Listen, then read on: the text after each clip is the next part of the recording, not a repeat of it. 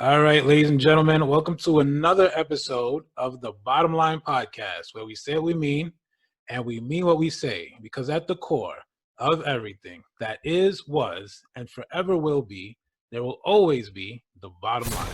Today's guest is Mr. David Ingemi.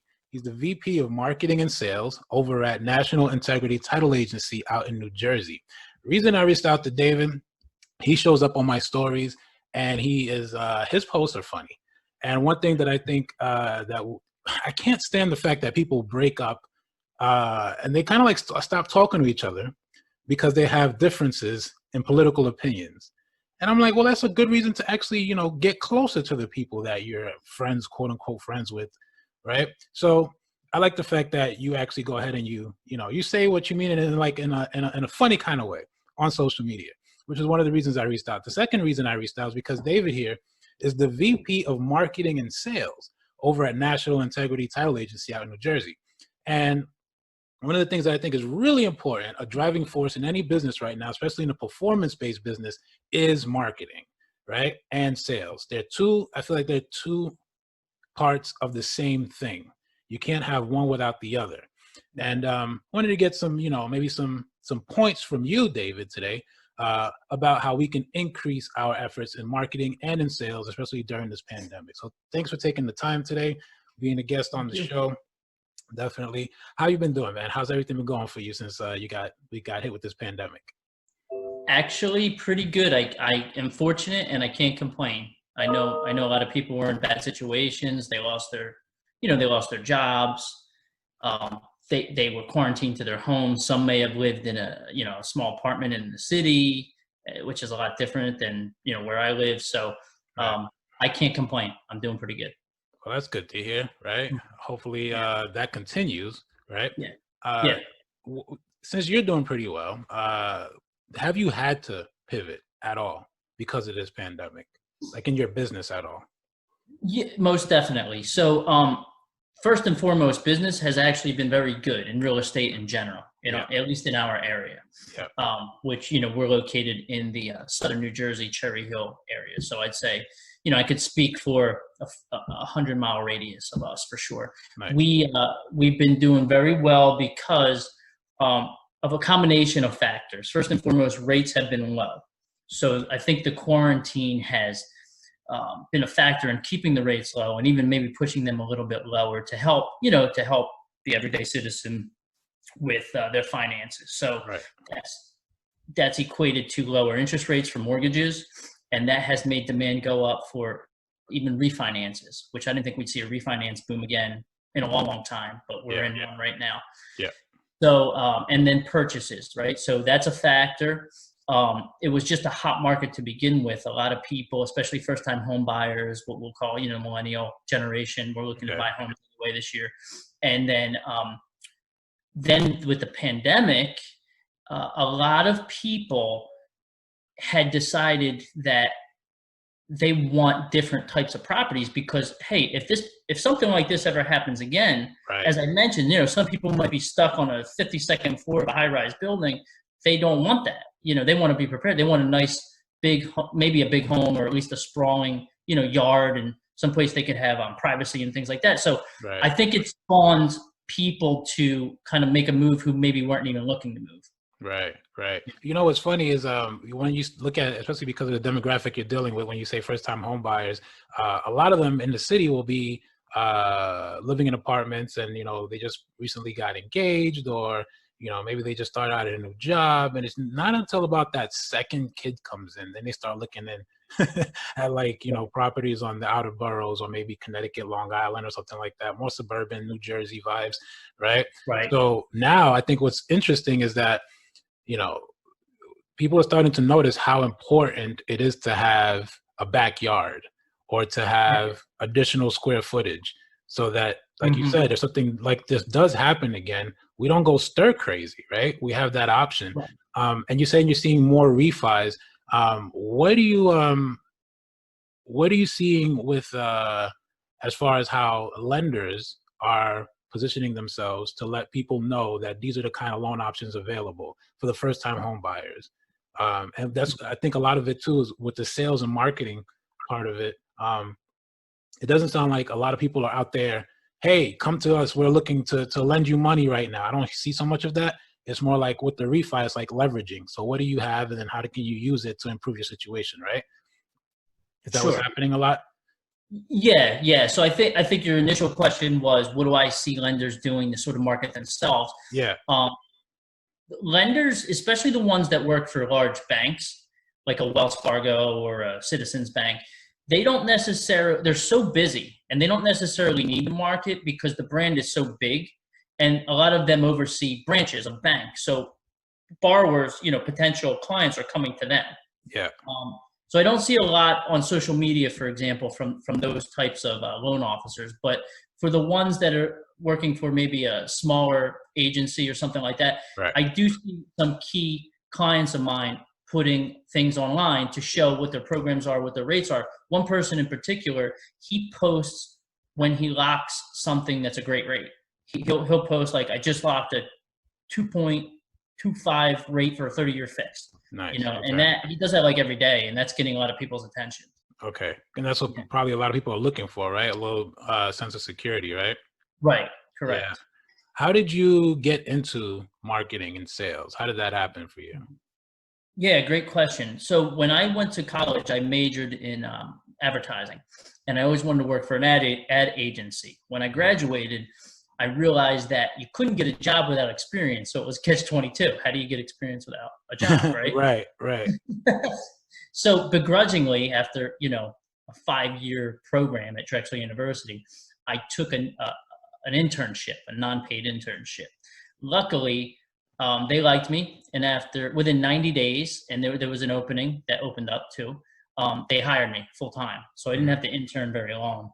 So I worked for a full service ad agency, and I loved it. I was an account person. I'm not a creative guy. Like, I don't do the design work. Were you like a Mad Men kind of guy? Like Mad Men? Do you appreciate that series right there? Yeah. Get into it? Yeah. Most definitely. Yeah, that was Okay. great. So, I dealt with the clients and I dealt with our internal creative people, and I loved it, And then they downsized. They lost a lot of accounts at the same time, and I got hit by that. So I found myself in job search mode, and what I realized was they were the largest agency by far in our area, and I realized that if I wanted to really make a go of it and work for a serious advertising agency, I'd have to move at least to New York, if not further. Right. Big metropolitan city. And I wasn't really ready to do that at the time. So to make a long story short, I ran into an old high school acquaintance of mine who happened to work for a mortgage company. And I told him I was, in job search mode. He got me an interview. I got the job offer. I knew nothing about mortgages, but I took it. Right. And that's what started my real estate career. I did that until 2000. I was in mortgages until 2008, until the crash. Yeah. Actually, 2009 lasted until then. Yeah. And then I had a decision to make. So my decision was, do I stay in the industry or do I not? And if I did stay in the industry, what do I do? So what I liked about being a mortgage person, after I was a loan officer, I became what they call a wholesale rep for a bank. Okay. Yeah. So what wholesale reps do is the bank that I worked for would underwrite and fund the loan, and our clients were the mortgage brokers. So the loan officers actually became my clients. I was the rep for the bank. Wow. Okay. And I realized I liked that better than being a loan officer, because when I was a loan officer, I would deal with people like one time on one transaction, and then it's on to the next transaction. When I was in wholesale, I would deal with people over and over again, the same accounts, the same clients. And I'd add new ones here and there, but when I got to do that over and over again, I established long-term relationships, and a lot of them became friends. And you know what? When you're working with your friends, it's not like you're even working, right? Right. So when the crash happened, post-crash, I decided to stay in the industry, and I wanted to be a rep again. So title made the most sense, because I was able to deal with my same clients, do something in the industry that wasn't the same but kind of similar. Yeah. And the job description was very much the same, outside rep. So that's what brought me to title. Right. And then a couple of years ago, I was approached by one of the owners of National Integrity. And I said, I have a desire and a passion to also do marketing. I don't have that opportunity where I'm at right now.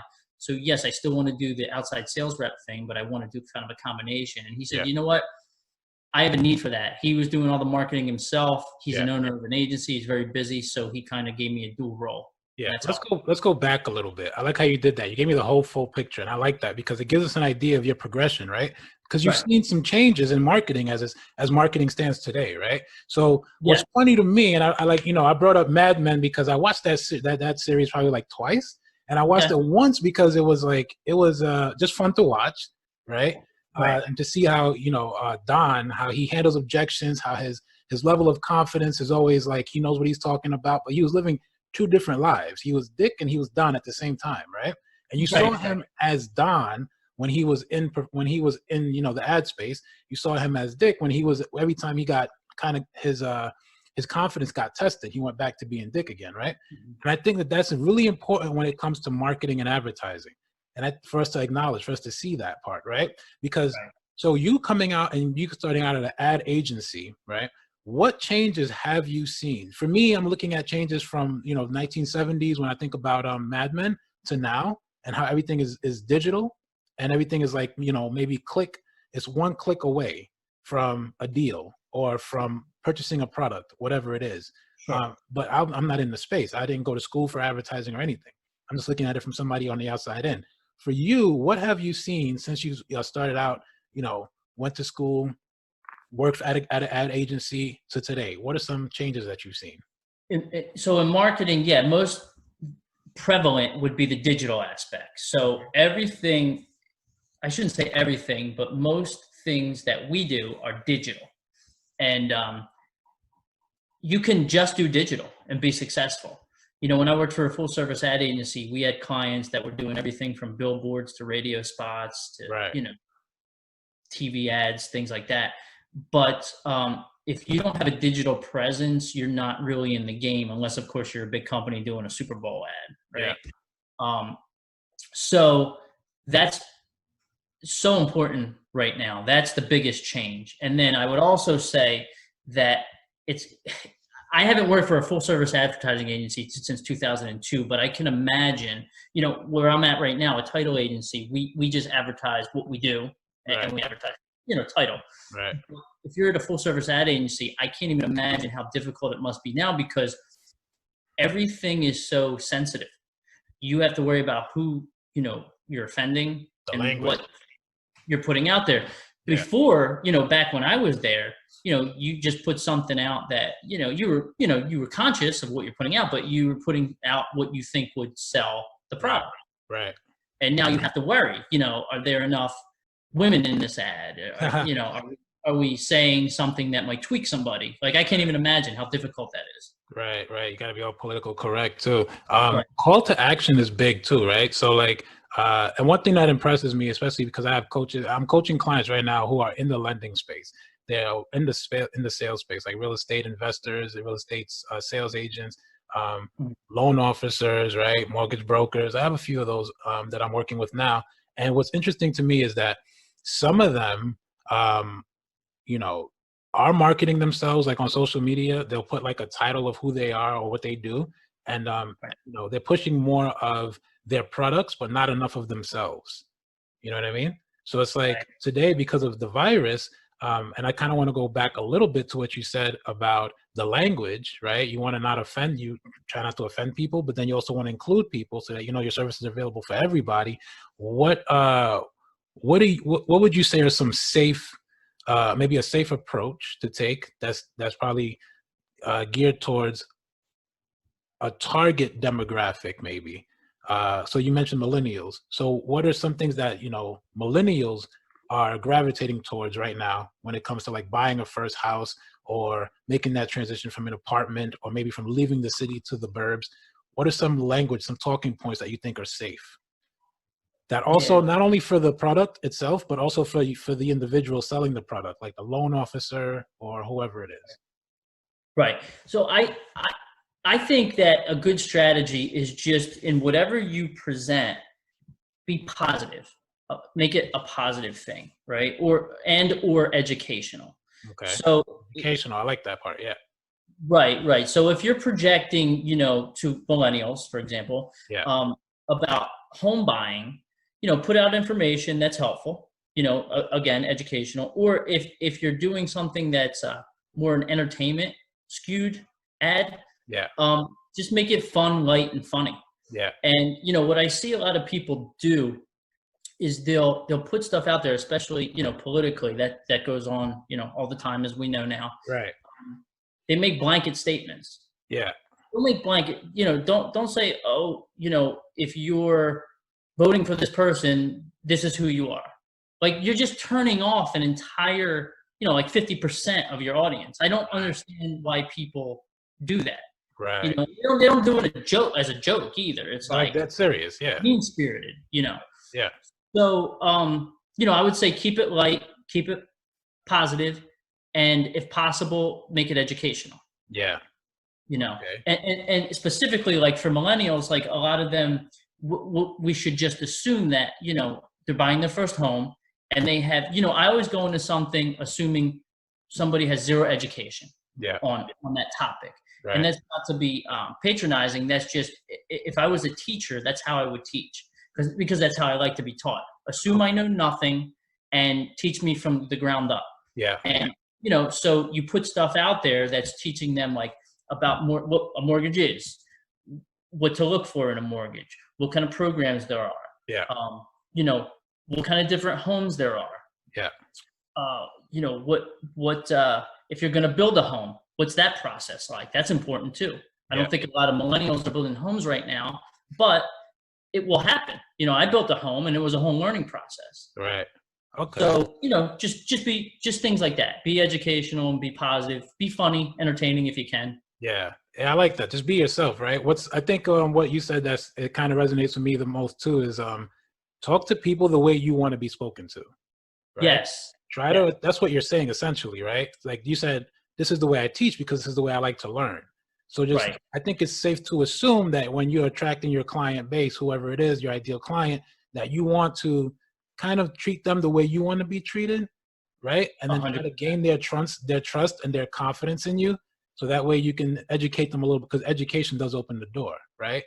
Asking those questions, and then you kind of build a relationship that way, right? Right. What were some of the obstacles you starting out? I mean, you've been doing what you've been doing for a long time, I'm sure of it, right? And you've been consistent. So what were some of the obstacles that you experienced starting out, and that you're probably still experiencing today, but you keep pushing forward? Yeah, that's good. Another great question. In the beginning, I had to learn the industry. So, they kind of threw me, when I became a wholesale rep, they kind of threw me out to the street and said, go bring in business, right? Yeah. So I had to learn the industry, and I'm naturally like more an introverted person. Are you? So, okay.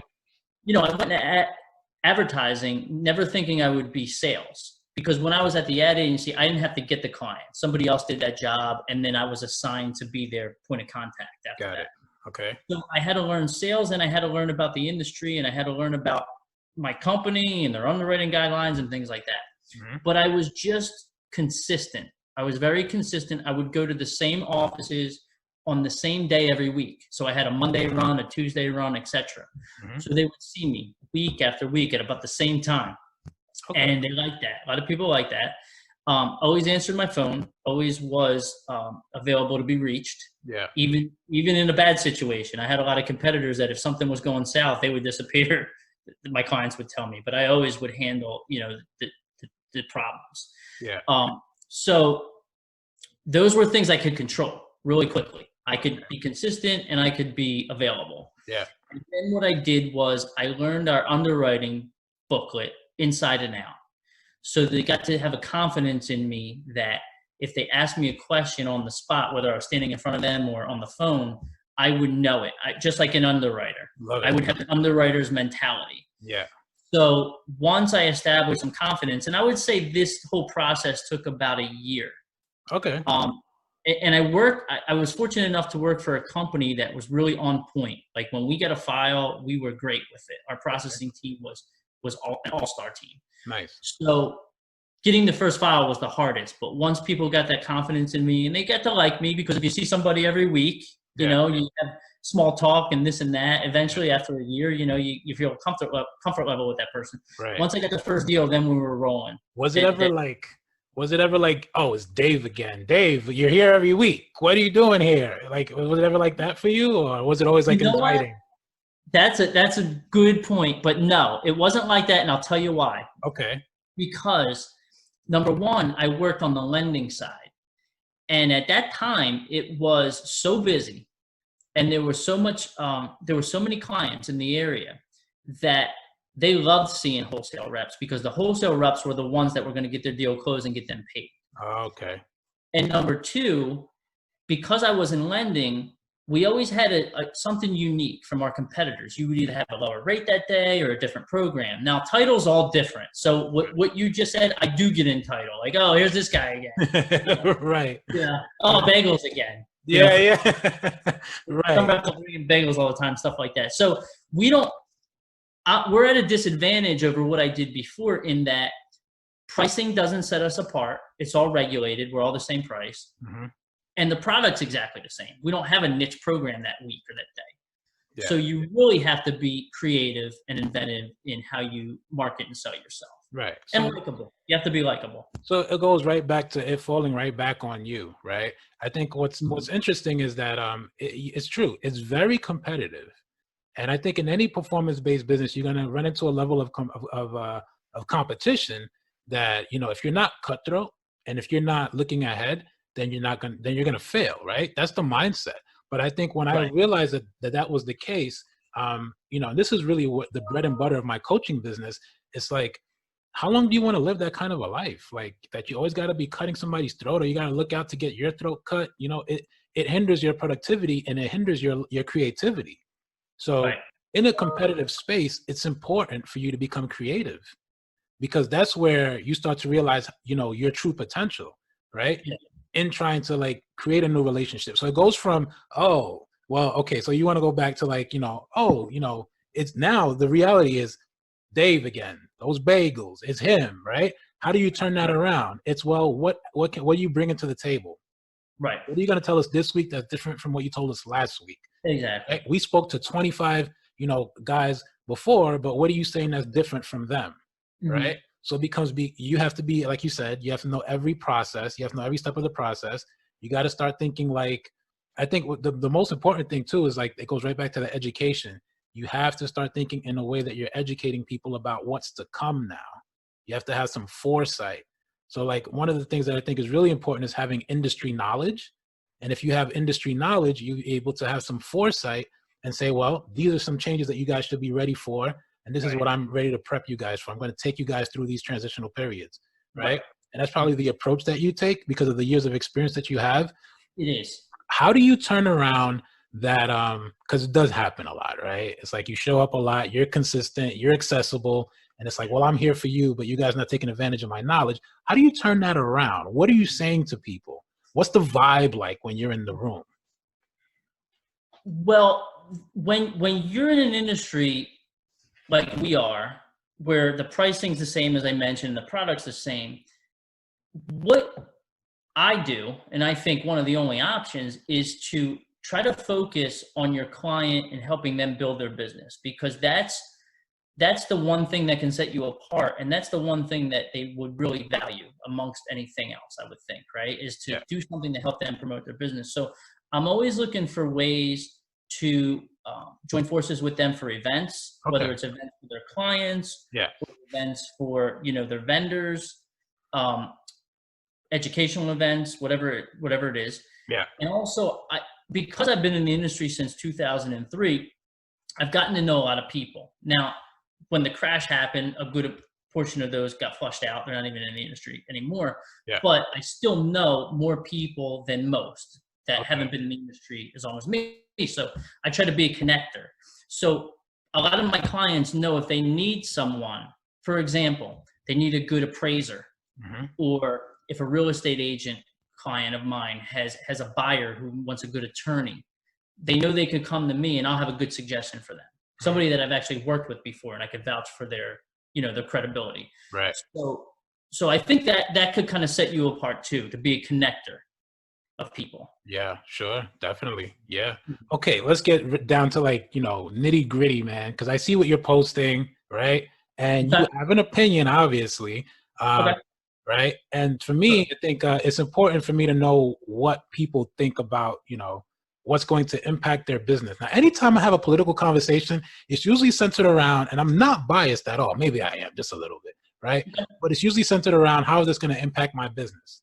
Okay, How is this going to sure. impact my cash flow? You know what I mean?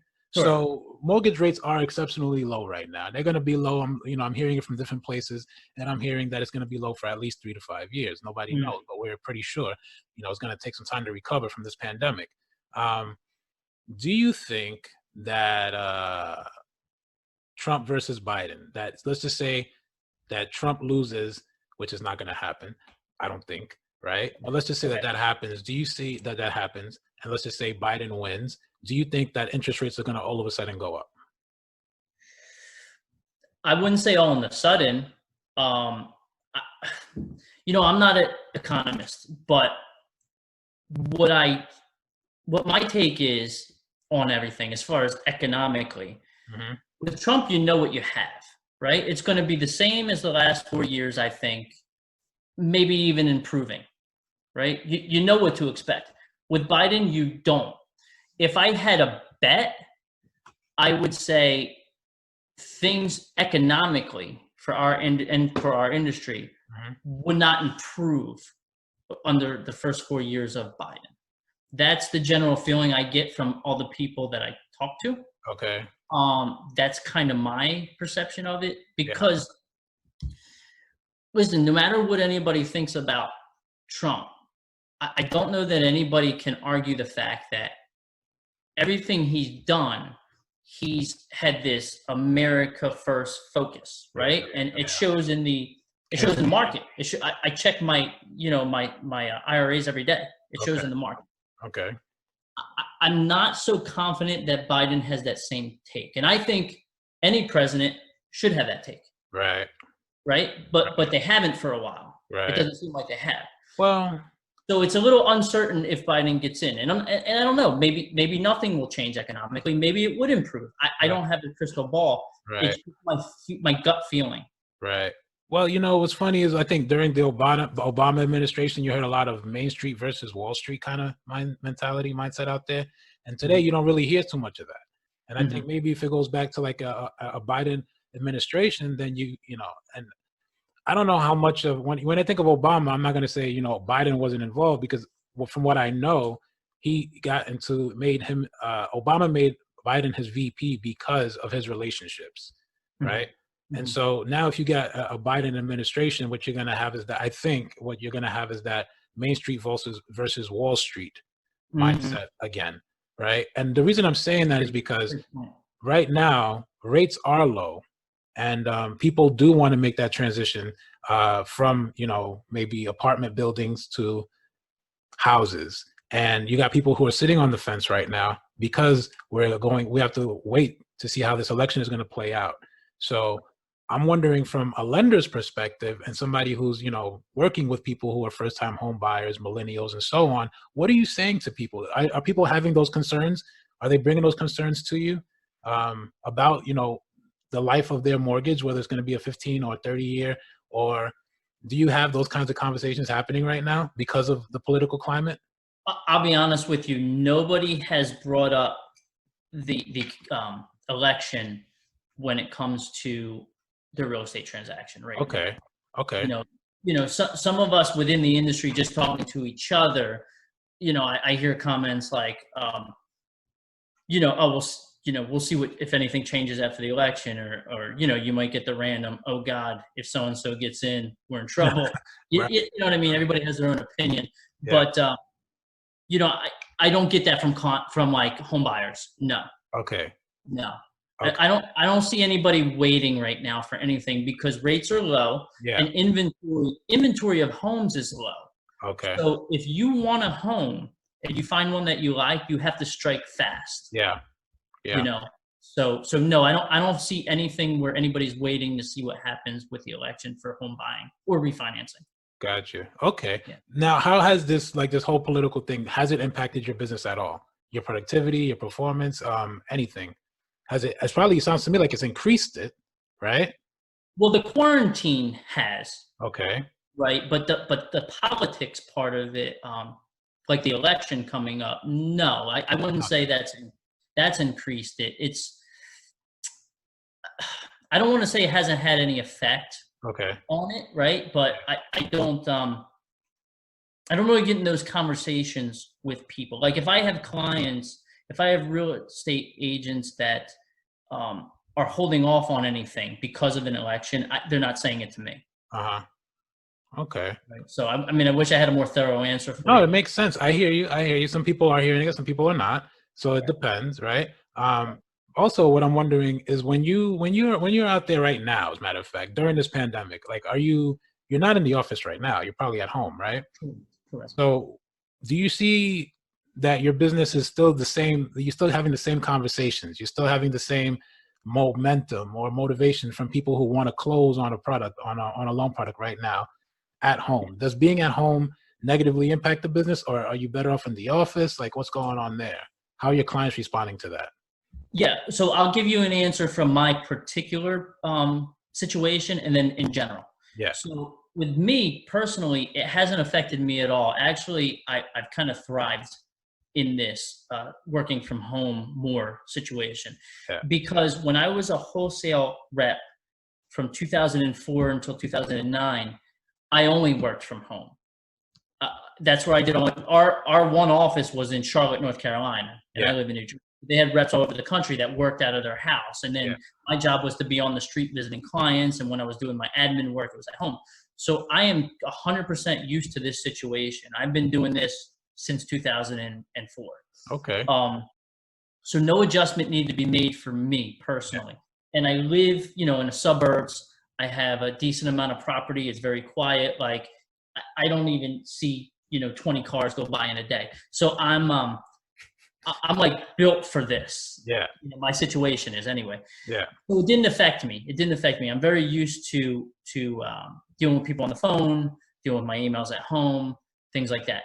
Now, where it does affect me a little bit and other people in the industry is the face-to-face. It's a very personal business, especially at closing. At closing, you're there signing documents, right? Yeah, sure. So, a typical week would include me meeting people at the office. We have a very progressive kind of new age office where it's an open space, co-working cafe.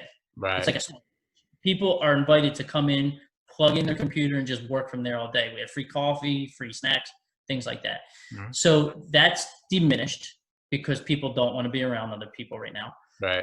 We would have a lot of events there, mostly educational events, some social. That's all on the shelf right now. Yeah. As far as closings, for the 3 months of the hardcore quarantine, we set up a tent outside where people would drive under, and the closer would actually walk the paperwork to their car, sign it, and do it that way. They never left their car. Oh, wow. So we definitely had to make adjustments, right? So like doing the admin stuff at home is old hat for me, but the dealing with the clients and the closings in person, a lot of adjustments are made. Now, over the last, I'd say, month, we've definitely started to shift where we're getting more back to normal at the office. Everybody's wearing masks and we're sanitizing everything all the time. Yeah. But other than that, we are in the office. We're we're meeting people again at the office and things like that. I haven't gone out to meet at restaurants and so much lately. But I miss those. Yeah. Yeah, me too. But in our area, we're able to eat indoors again. I just did the other day. Right. So I think, over the next few months, there'll be more and more of that back to normal. Gotcha. Okay. So you survived. You've been in this game since 03, I think you said, right? Or 04? Right. 03? Right? 03 in the industry, yeah. Yeah. So you survived Lehman, right? Does this feel like Lehman to you a little bit? Like, does it feel the same? Like recovering from? I think, well, no. I think the crash in 2008 directly was about our industry.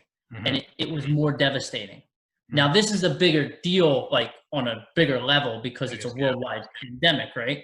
Yeah. But as far as the industry specifically, we were decimated in 2008. Mm-hmm. I mean, there were companies going out of business every hour, and nobody wanted to take a loan. Nobody wanted to give a loan.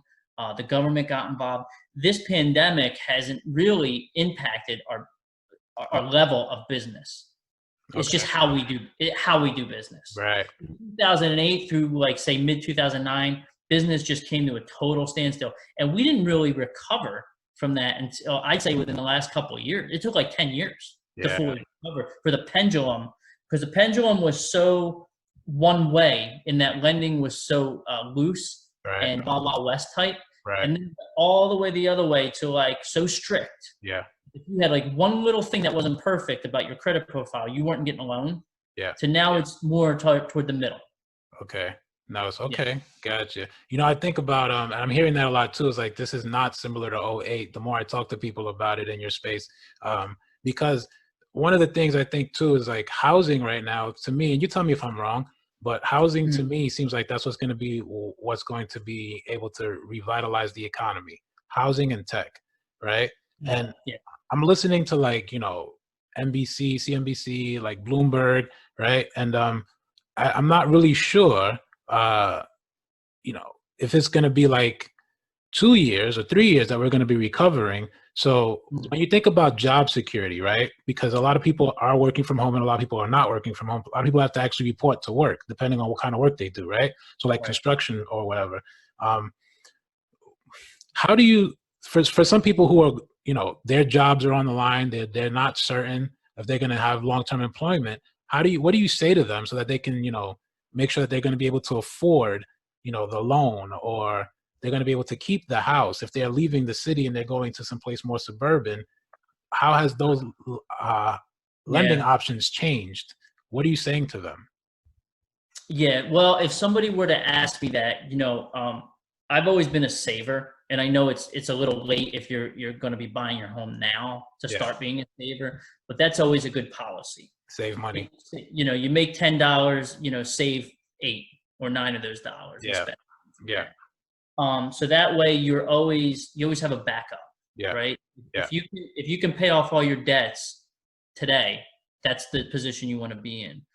And then like as far as job security, I always found it a good policy to have either a side hustle, yeah, right? That's a big thing, especially with millennials. A lot of them have 2 or 3 jobs that they yeah, really love instead yeah, of one they don't love, but pays the bills. yeah, Um, and have a plan for your own business. yeah. I think that's foolproof. You know what I mean? Something that wouldn't be so affected by the market or by a pandemic, for example. I'll give you a perfect example. I'm certified to be a personal trainer, right? Okay. Are you? Okay. So I just got that certification. I wanted to do it forever, and I just finally got it last year.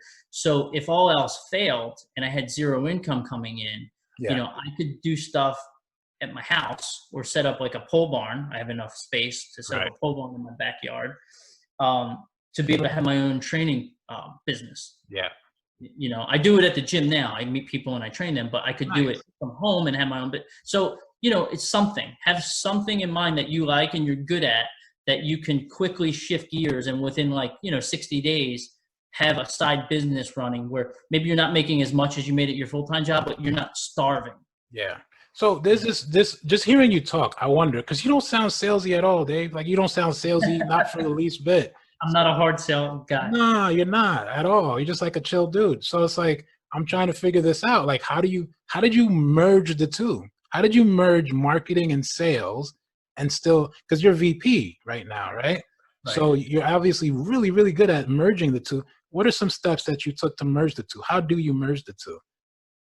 To make it more client-centered, right? And more relationship-centered. Well, I'm fortunate in that I work for, as I mentioned, a very progressive, like forward-thinking agency. So in title insurance, I don't know if you've ever sat at a closing table at a title agency, but yeah, have not you? a title, no. Okay, you didn't close at a title agency? No, we close usually at a bank or maybe at a lawyer's office. Okay, that's And the title guys will come over. right. Yeah. So that happens also. But if you go into any other title agency, with the exception of one other than ours in the area, it's a very sterile type of environment, very old-fashioned, very stuffy and business-like and things like that. It is, and I'm not saying that's bad, but that's not like what the younger crowd gets excited about, right? When you come into our agency, it's totally different. Like I said, it's like a cafe. It's all bright colors, bright lights, Modern. glass all over, very modern, right? Yeah. So that's our whole philosophy. Right. We just kind of run with that on the marketing level. And one of our owners who handles the business end of things, his philosophy is it's not about content. What the content is, it's just about content, just getting the name out there. Mm-hmm. And we've also employed an outside agency that does social media design work. Oh, nice. So, Okay. the designer just specifically will design things that we put on social media. And I work with her pretty hand in hand on a lot of projects. So if you do a little, looking around on social media, you'll see that we're by far the agency in the area that posts the most. We have the most visible brands online. And I don't know why that is. I don't know why other agencies are not doing it, but everyone knows what we do, anything new that's happening in our agency, they know it. Yeah. We're always there. We're always like top of mind. So it was pretty easy for me to work with that mindset. Just get something out there that's sending the message, make it consistently branded, which is like advertising 101, and make it positive. So if you anybody that's listening to this, if you just take a look at my pages or the National Integrity Title pages, whether it's Instagram, LinkedIn, whatever, you'll kind of see what I'm talking about. Okay. All right. So what do you give some advice to, like, maybe some people who are afraid to market themselves online because they're not sure how to do it, and they're introverted like you? You don't seem pretty. You're talking to me just fine. And that's right. Yeah. I could have a conversation. I could public speak, no problem, which is weird, right? Because you say you're introverted. Right. So if I'm in a room full of people at a party, like I'll usually keep to myself or talk to one or two people at a time, right? I'm not a guy that works the room, but if you put me up on a stage in front of like 10,000 people, I can make a speech. Isn't that weird? That is weird, but there's there's this level of self-awareness that you've gotten to it, right? Because of all your experience that you've had in the in the ad industry and everything else that you've been doing. So what do you say to people who are kind of like more, and you seem to be, all right, so like I use the DISC assessment a lot. I'm not sure if you're familiar with the DISC assessment. I'm sure you are, though, right? I know of it. Yeah, so like you're more outgoing and you're more people oriented, right? Then you've got people who are like on the other side of the quadrant where they're more like task oriented and conserved, right? And conservative a little bit, right? And those people are great when it comes to loan products also. I have like a couple of those clients, and because they are all about compliance and procedure, but they want to get more people and they can't, so they kind of like, offshoot here and there, right? What's some advice that you give to people so that they can connect more, be less salesy, be more approachable? How do you do it? I'm more focused on the how, right? Sure. So I think that when you're in sales mode, there's always a motive when you're talking to somebody, right? Yeah. I don't really go with that route. I'm just me. So you want to have a conversation about anything. You want to talk about, something sports related or something economic or whatever. Let's just have a cool, laid back conversation. And oh, by the way, if you need a title search, I could definitely help you. Gotcha. You know what I mean? Yeah. It doesn't always have to be about work. That's just my approach. But I know, some competitors that's all it's about. They walk into an office, from the time they step in that office to the time they leave, it's just about give me an order, give me an order, give me an order. Right. Yeah. Yeah. So I got some good advice from, it was actually a social media designer one time. Like on Instagram is a great example. If you look, you have boxes when you go on your own Instagram page and you post a picture, it creates this grid of boxes. Yeah. If you look at your most recent 9 boxes, that's your brand. That's your brand, right? So Instagram is where you create your brand, and Facebook is where you get news out. Was kind of her take on it. And then LinkedIn would be where you connect with people for business things, specific, like you're hiring or whatever. Yeah. Right. So if you use that Instagram analogy, if you go to your last 9 boxes, that's what you're putting out there. So mine's pretty simple. I'm not super multi-dimensional in my hobbies, right? Right. I like working out. Right. As I mentioned, I train. I'm in the title/real estate business. Yeah. And I love, I have hobbies. I love cars and sports and things like that. Yeah. So, you could kind of encapsulate my whole aura of interests in 5 to 10 different topics. And that's what I post about. Right. That's, you know what I mean? Yeah. And then, when it gets to be election time and people get crazy, sometimes I post stuff to keep them in check. Yeah, love it. That's so it's a conversation starter, more or less, right? That's what it is. Right. It's Right. To make people laugh is my main goal. Yeah. If it starts a conversation, great. Because I come from I'm probably older than you. I'm a little older than most people think, right? So I grew up in the 80s. So I was always taught that, well, a few things. First of all, the freedom of speech is probably the most important right that we have. That's why it's, First Amendment. Sure. I hate cancel culture. It goes so against the grain of what, I grew up knowing. Yeah. Also, because I'm an introvert and analytical, Yeah. I like to have conversations about things. And then the third point is I grew up learning, actually in school, I've had many, speech classes and things like that. I grew up learning that your opinion could be anything, but back it up with your justification for it, which would mean your facts and why you think that way. So the three things that I just mentioned are all being, I don't want to say being attacked now, but secondary. Yeah. They're very secondary. Right. You can't speak your mind without being shouted down many times. Right. You don't, a big segment of the population will say things and don't feel like they need to back it up with any facts or anything. They're just hopping on the wagon. Yeah. Right. It's just how they feel. Yeah.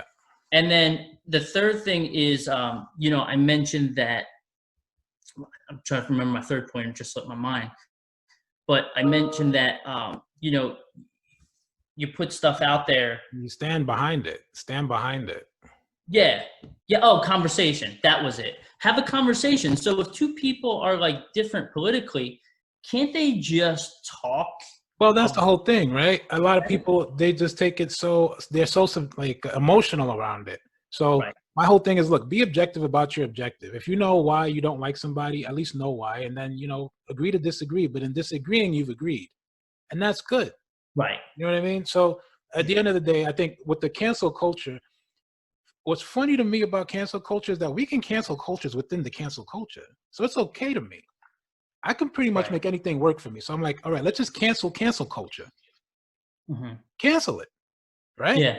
At the end of the day, because it's all First Amendment, right? And if you're going to have, and this is where I lose people, and that's okay. I lose people. They'll come back to me once they get there. They haven't arrived yet, right? And I haven't arrived yet either.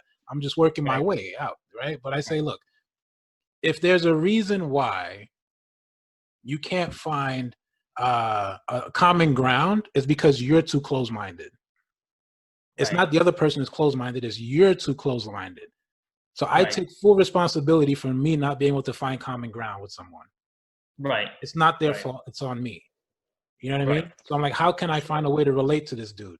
For whatever reason, he might have this whole pro-life and this is murky waters now. There was a time when you could have talked about it, but it's pro-life, pro-choice, school choice, right?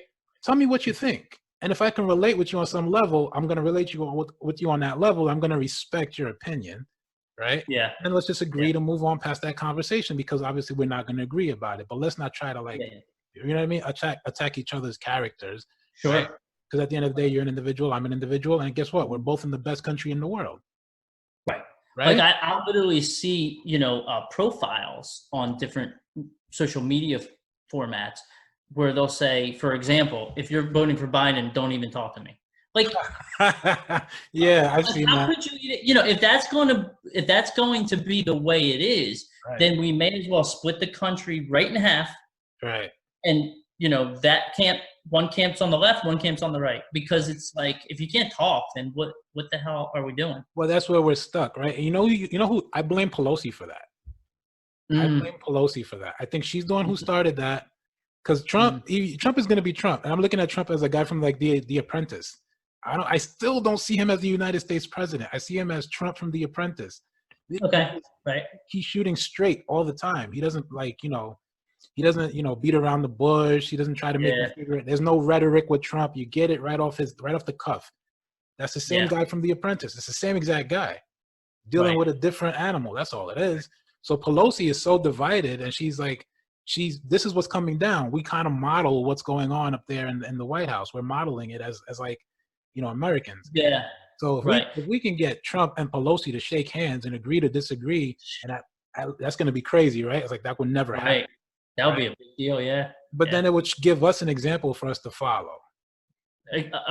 That's a great point. You're 100% right. And I love when I love people who call it like it is or call it like they see it. Like right now, my favorite sports commentator is by far Charles Barkley. He's so controversial. He's the best, man, because he just says what he thinks, but he backs it up. Right. He tells you why he's thinking it and what his logical reasons are. Right. You know what I mean? Right. Do you think you'll have like Kenny will just walk off the set, but Charles will sit there and you'll have the conversation. Get into it. Yeah. Yeah. And that's part of sales, right? You got to be willing to have those hard conversations so you know how to service your client, right? I think that's what we're not able to do either. Like we're not able to have those hard conversations, so we suck at sales at some point. And then those people wind up getting 9-to-5 jobs, right? Here's a crazy question for you. Do you think that we're becoming, because you like you said, you've been around a while, right? Do you think that we're becoming more of a snowflake culture where we're just complaining and we're just like, we're trying to be comfortable. We're not really we've become too comfortable and complacent. Do you think that's what we're going through right now? I do. And I think that, the actual snowflakes, we'll use the term, you used, are extreme, right? Yeah. The ones that are actually snowflakes are extreme snowflakes, and they're trying to force the ones that are not snowflakes to be that. Yeah. So, it comes down to cancel culture. If they don't like what you're saying, they just don't want you to be able to say it. It seems like. I don't know. Do you feel that way? That's how I'm. No, yeah, definitely. I do feel that way. But I think that's also why you and I both try to push the envelope a little bit. Right? Yeah. I see it like the way you are. You're like, well, I'm just going to check you on that. Here's a post. Boom. Right? Yeah, but listen, if everybody succumbs to it, it's not going to be that many more years till we're not able to do anything. I never would have thought in the 80s and 90s that we would have gotten to a point where there was a less allowed in 2020 than there was, like say on TV, than there was back then. Like, I saw a post last night, WAP, that song, right? I never knew what it meant until last night. I never heard it. I never knew what it meant, but then I saw the lyrics. Yeah. And the post said, WAP is the #1 song of 2020. Just remember, it was about a year ago where they were saying Santa Baby was offensive. Yeah. You know what I mean? Yeah. I don't know who's to blame for that. And I don't, we are just culturally, like, I think we're becoming, that's crazy, isn't it? Santa Baby was like one of those songs. Yeah, they wanted to ban it. Yeah. They wanted to ban it. Is that part of like the Me Too movement, maybe? Did that come Right. Because they were saying that it was a guy was, I guess they were saying the guy wouldn't let the woman leave. He was trying to get her drunk, right? Something like that, yeah. Yeah. Get out of here. Like, that's just crazy, right? Like, but the thing is, like, if that gets banned, right, where does it stop? Where does it stop? Because obviously that wasn't the intention of the song when it was made. How many decades ago? Right. But we've changed a lot. I think we've changed a lot. I think we it's the new generation is what I'm more concerned about, right? If we got guys like you, guys like, who are just call bullshit where you see it. You know what I mean? Right. If you can call it where you see it, and you can let people know that, you know what, you do have the ability to speak up, use it, exercise it, right? Sure. And what it's gonna do at the end of the day, it goes right back to how likable you are, right? I mean, if Dave, this is the way Dave thinks, this is the way he's coming out, and he's like talking to the people about how he feels, then you know what? And this is what's funny. I think people are projecting a lot. They're afraid to do it.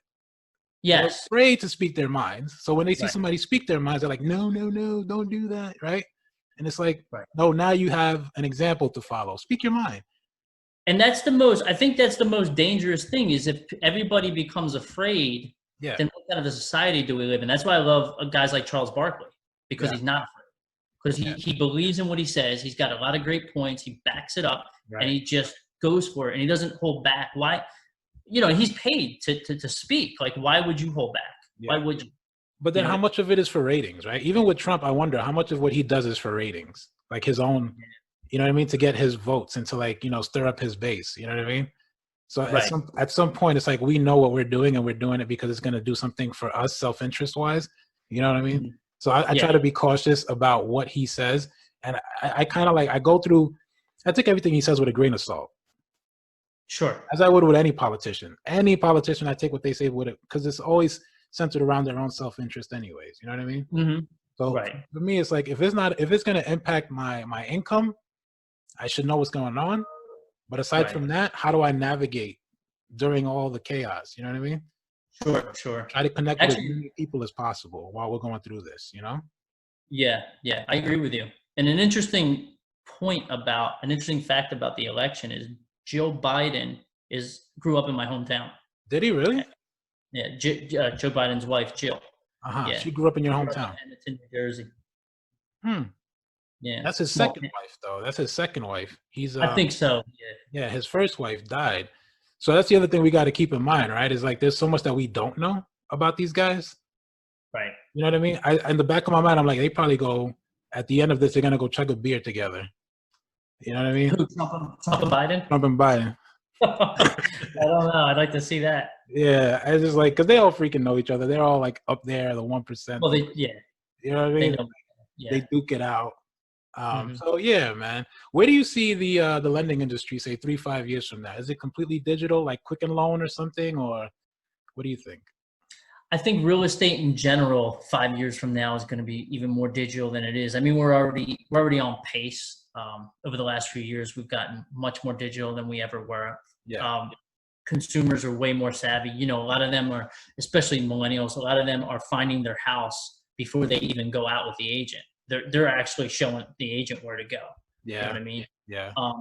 It's a concern, and I know the lobbying groups of the real estate agencies are kind of trying to fight against this a little bit. Yeah. But it's a real concern that a few years from now, someone might not even need a real estate agent to get a house. But it's not really true because the real estate agent is the one that does the negotiating.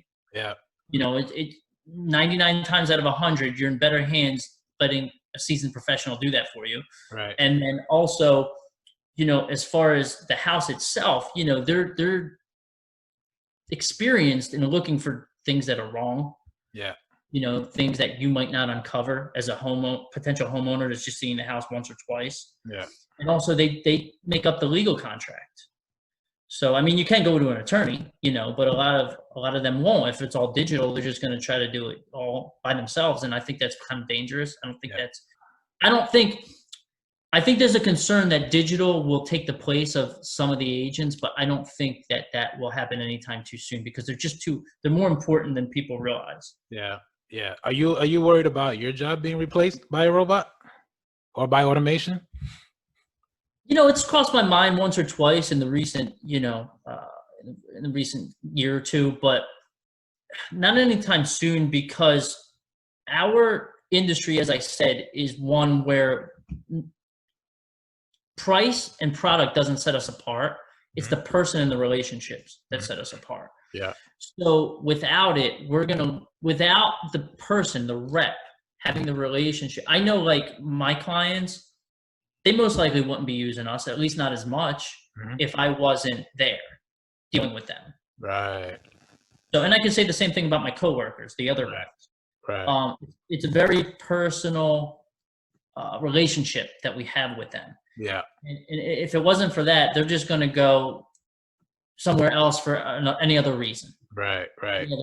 It's closer. I have to drive a block less to get there for closing, whatever. Yeah.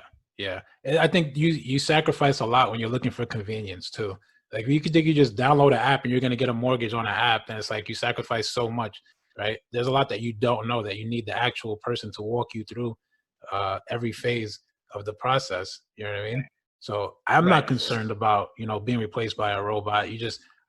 I always think people need to think that, have it in the top of your mind that at some point you could be replaced by a robot. So go harder, put more effort into it. Right. Yeah. I think of the 4 components of real estate. I always like to think of 4 different sectors. There's the attorneys, the real estate agents, Yeah. the loan officers, and the title people. I Yeah. think the attorneys, real estate agent, and title people have a very personal relationship with the whole, with the client and the whole transaction. Yeah. I think if anybody were to be in trouble in the future, it might be loan officers, because, just my personal opinion, because that amongst all those other segments is becoming the most digital, the most quickly. Look at Quicken Loans. You could do Yeah. a whole application online. Yeah. And if they get, like at banks, I know there's already a couple of banks in our area where they eliminated the loan officer and the bank teller is taking the application. Oh, really? Right? Or what they call the banker, the one sitting in the tables. So, once the application is taken, if it goes into a process where it's all animated, Yeah. up until it gets to the underwriter, Yeah. maybe even underwriting, That can be, yeah. Right. Yeah. Then that could be affected big time. It could be. I hope not. I hope that I'm not around to see that, because I have a lot of friends and good clients that are loan officers. Yeah. But I could see that happening. Yeah. Yes. But not anytime soon, right? Like maybe 10 No. years from now or something, right? Not in the next 10 years. Because the blockchain, I'm thinking about blockchain, man, and like cryptocurrency and all of that. If they could just like innovate that technology a little bit more, it could replace lenders. It could replace a lot of that, you know what I mean? That industry. Right. People had that concern when it came to blockchain, just like understanding it and then being able to explain it to investors and how it works and how to use it. So this is something I think, and I tell people, keep it on the front of your mind. Focus on relationships, because if you want to be transactional, you'll be seen as a robot, and that's what's going to make people want to go download the app. Right. Right. Focus on the relationship, get to know the person, get to know their need, and make yourself irreplaceable to that person, right? If you can do that, then you've solidified just your position with them, right? The relationship, solidify the relationship. You know what I mean? Yes. Yeah, it's something that I think, I don't know, it's worth talking about, but not to worry about. right. Yeah, you can't. It's like you said, work harder. Yeah. Use it as a little bit of motivation, but you can't go through your day, worried and sweating about that. Yeah, definitely. Let's play a quick game, Dave. Okay. It's called Hands Down, the lightning round. I'm going to give you 3 topics. And man, it's hard to believe you're introverted because you're so opinionated and you're so outgoing. So I don't know, maybe you were misdiagnosed as a kid. I don't know. Maybe. Just kidding. So I'm going to give you 3 topics, all right? First topic. Okay. If you don't like a topic, just say pass. We'll move on. All right. But it's going to be your opinion about the topic, right? Hands down, all right? All right. So very first one, Joe Biden and Donald Trump step into the octagon, and they got to duke it out in an MMA match. Who comes out on top? Who's getting their hands raised? Well, Trump, I believe, is a bigger guy. Yeah, he's a big guy. He probably has more anger in him. Yeah. Right? Some more aggression, yeah. Right. Although I have seen a couple of clips where Biden got pretty annoyed with people and lashed out. Right. Were you dog face pony choking that one? Yeah. So he's definitely got a little anger thing going, but and I think Trump is younger. I'm pretty sure he's younger. He just seems in better overall physical condition. So I would say Trump would win that one. Yeah, hands down. Right. Okay, gotcha. All right. So for you live in the burbs. What do you think is more convenient, say 3-5 years from now? More isolation and seclusion, or more integration and assimilation? More convenient? Yeah. I'd say isolation will be more convenient. Tell me why. Well, because as I mentioned before, people are moving in droves right now from the cities, right? Because of a lot of it having to do with the pandemic, being in lockdown.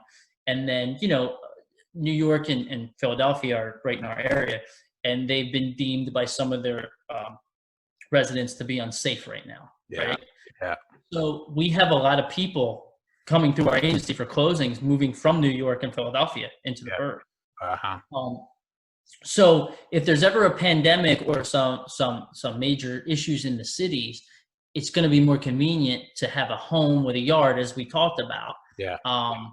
where you're not affected as much by that. And also with the way things are today with Amazon and things being delivered to your house, even food, Yeah. There's not as much of a need to have everything right around the corner from you. Gotcha. So there's a convenience factor there. So when you say convenience, that's what I think of. Gotcha. Yeah, digital. Everything is digital. It can come right to your door. You're right about that. Yeah. Like look what we're doing right now. Like Yeah. I'm at home. Like, Oh, I'm not yeah. doing the studio. So Yeah. I gave up on the whole studio idea. I'm like, forget it. I got Zoom. You know what I mean? Yeah. I'm not locked into a lease, so works out. Perfect. Right. Yeah. I love it. Okay, last one. Let's say you have to you gotta choose right now. You're stuck in a bind, okay? This is Okay. like the end of the world. It's like the day after tomorrow kind of thing. All right. Okay. And Right. the only way that you can escape to safety is either taking a road trip to safety or flying. Now, which do you think would probably be safer for you? I hate flying. I Oh, hate flying. okay. Right. But right now, I'd probably say flying because there's less people on planes right now. Um, the probability of a plane having an issue and an accident is low, and streets are kind of unsafe right now. I mean, I'm seeing, I don't know what the destination will be, but if I had to drive a distance through cities and things like that, I'm seeing people being pulled out of their cars Hmm. and attacked. Right? I'm sure you've seen these videos. Yeah, BLM and stuff, right? Yeah, protesting things like Yeah. that. It doesn't have to be that, but it could be like, I'm sure they're going to be protesting the new appointed Supreme Court. Oh man, Woman, that's another one. Yeah. like there's going to be protesting for whatever reason at this point, right? Right, So right. they're violent. Some people are violent. So I wouldn't want to drive anywhere I don't know. Wouldn't want to drive. So you're gonna be flying. Probably, yeah. Yeah, it makes sense. Less people are doing it. More people are probably afraid to do it right now. So that sounds like it would make a lot more sense. Yeah, get you there faster. Okay. What is your bottom line? Let's get to your bottom line, Dave. Your bottom line, your reoccurring truth that no matter what, this is the truth that you go to. No matter what setback happens, you go to this, and it serves as rocket fuel for you to push you forward. What is that for you? Oh, that's a great question. Well, I always go off of learning from experience. I grew up in a small town, as I mentioned. I have two parents who never really left the town. They didn't have they're both great, and they both did well for themselves. But let's put it this way: they didn't have a ton of life experiences, right? So when I came out of high school, going into college, from that point on, I sort of had to learn everything myself. Huh. And what's the best way to learn? You learn everything from everyday stuff like fixing a flat tire to stuff with work. Yeah. So you know I try to learn from every experience. That's the best way Yeah. to learn something, Yeah. to make a mistake. Yeah. So that I kind of look at every setback that way. And then I love money, so Right. that excites me. So if there's a potential for a new client or another thing to be paid on, or a different venture, on the side hustle, like we mentioned, like training, like that, Right. that gets me excited and motivated. So that's kind of those are my two things: learn from your mistakes so it doesn't happen again, Mhm. and find what motivates you. Me is money. Like I couldn't wait to get out of college to start making money. Wow. Love Yeah. that. Okay. Yeah, that's cool, man. Where do people find you? So you're on Facebook. Where else do people find you? Yeah, I'm on LinkedIn, Instagram. You can go to our website, National Integrity Title. You can get me there. Okay. I've always put my email and phone number out there. Anybody could text me, call me, email me anytime with any questions. Love it. Okay. Yeah. We're hiring right now for a couple positions. I have people contacting Are me. you? Okay. What positions are you guys hiring for? This is important. A lot of people are out of work right now. Yeah, thanks. We're looking for a closer. We're looking for a processor, and we're also looking for a front desk receptionist. Gotcha. So I do have some calls coming in for those things now. Would they be working on site or like virtually? Well, the processor can potentially work virtually. The front desk person does need to be on site. The closer most times would need to be on site. Yeah. Okay. Yeah. I mean, listen, ladies and gentlemen, if you're trying to get out of the house right now, you need to do some work, and Well, Pelosi and the Democrats are fighting against passing this next $1 trillion stimulus package, and you need money. Sounds to me like you'll make money faster signing on with Dave here than you will waiting for a check. All right. That's good plug. Good plug. Oh yeah, definitely. I'm always about. At the end of the day, it's about the timeline, right? Right. So Right. if you want to look at the same timeline and say, hey, should I go file for unemployment or should I start a business? You probably want to start a business. Go ahead and file for unemployment at the same time if you really want to, but start the Sure. business, right? Because you can make something Right. happen while you wait for it, right? Yeah, there's always something you can do to progress and make your situation, take a step to make it better. Yeah, definitely. Unfortunately, not everybody does it, but there is always something you can do. There's something you can do. Yeah. So check out Dave. Again, find him on Facebook, LinkedIn, Instagram, right? And check out the website. What's the website again, Dave? Just go to nationalintegritytitle.com or just Google National Integrity Title. All right. Yeah, definitely. This was it was great having you on. Yeah, you You're a thank lot you. of fun, man. You're a lot of Thanks. fun to Yeah, talk to. we'll have to meet up in Yeah. person. For sure. When I'm in Jersey, I'll hit you up on a messenger, let you know. Yeah, let me know. Yeah. Definitely. Definitely. Any last words for the people, Dave? I'll give this parting advice. Just work hard and be positive. Work hard and be positive. Have a good Right? year. Yeah. This was the Bottom Line Podcast, where we say what we mean and we mean what we say, because at the core of everything that is, was, and forever will be, there will always be the bottom line.